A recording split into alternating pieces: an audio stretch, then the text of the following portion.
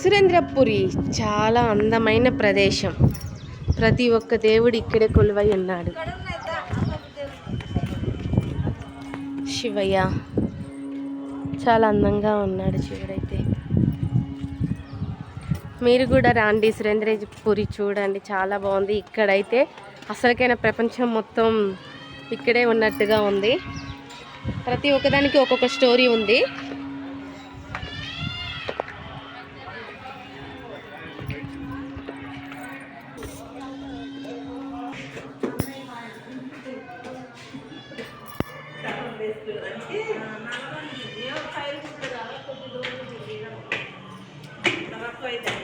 అష్టకులు తొలి పలికి వెళ్ళవలేను. తొలి పలికి అంటే అష్టాక్షకులు 7 లోపలికి వెళ్ళవలేను.